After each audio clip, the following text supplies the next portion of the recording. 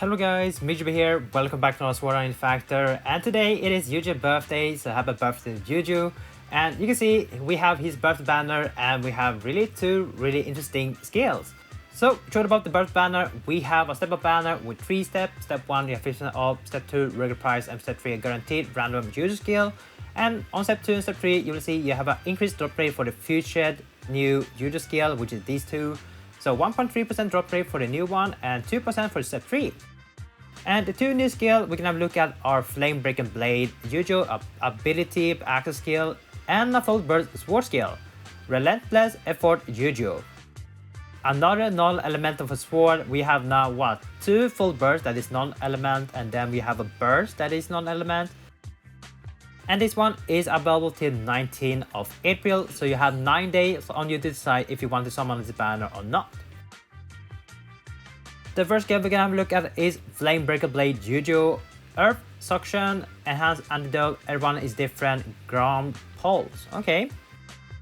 Earth, Suction 4, when the player is status element, Poison, attack plus 50%. That is a lot.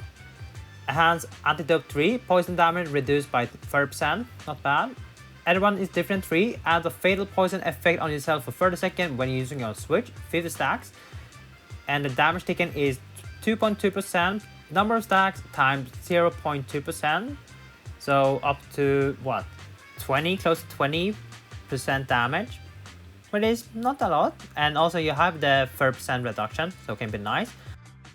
And while the active skill is activated, Ground Pulse 4 deals 50% earth element damage to enemy. That is really nice. So a really good pass skill, if you know how to play around this pass skill, gives a lot of attack, 3% is a lot, poison reduction to help you to reduce the ticking damage from poison, and also this axle skill, 50% earth element damage is a lot, but you're only benefiting if you are using a earth skill. So if you have an earth build on sword, this one it can be really nice to have. Now for the full burst Eugeo, Relentless effort Eugeo is a sword skill with resonate natural skill animation, 35 SP / element, 80-second cooltime, 87 switch gate, and 45 breakage. Not bad. 2290% damage to hit AoE. Ooh, AoE, full burst AoE. Okay.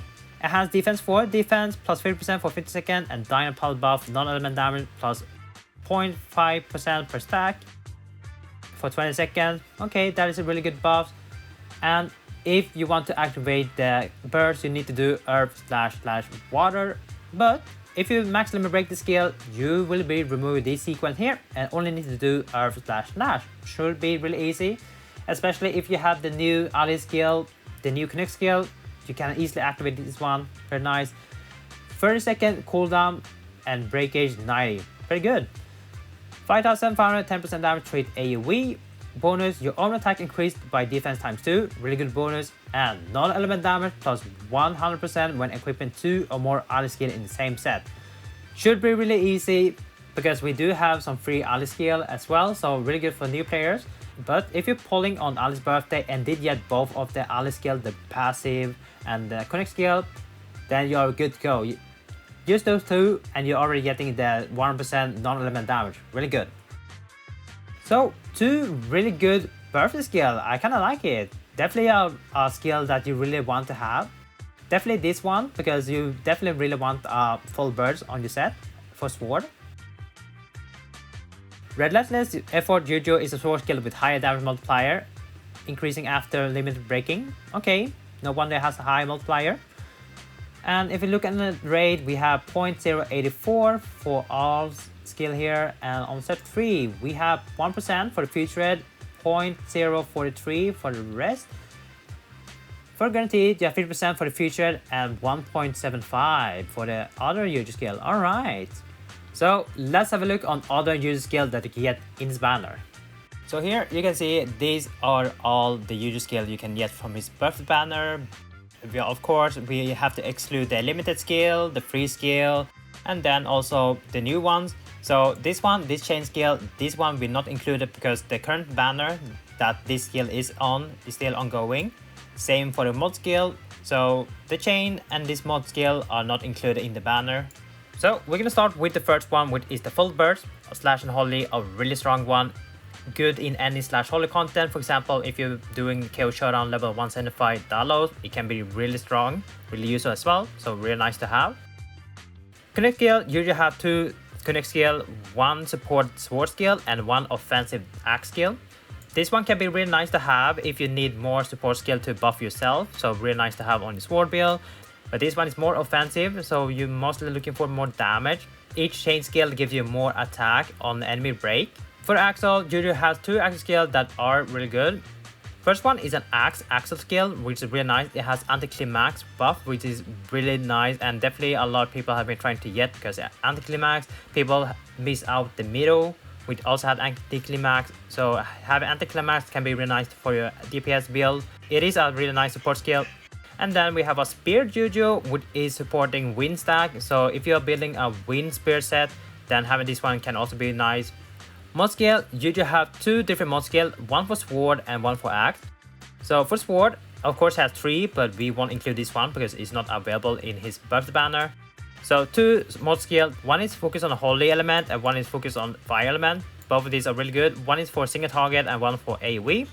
Then Juju has 3 mod axe. I believe this one is dark, then this is water, and this is fire, I remember. These 3 are axe mod skill and are really good, to be honest. For awakening, it really depends how you want to use them. In general, this one is kind of rare. This one is only being used if you're buffing your switch damage, so it can be really nice to be on your connect skill.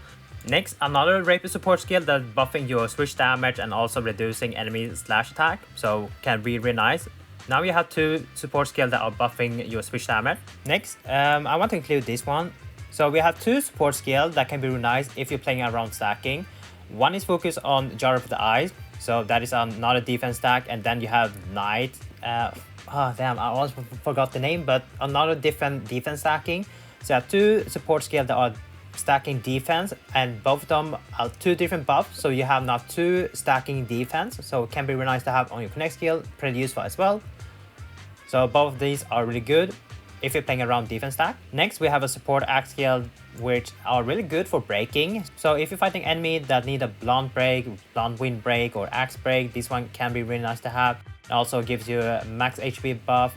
But keep in mind, this one is not really good synergy with a lot of Power Rise 4, because a lot of Power Rise 4 reduce your damage if you have any buff that increase your max HP. So keep in mind, you need to find a Power Rise 4 that can synergize well with this one, or you don't use any Power Rise 4, or you don't use this one.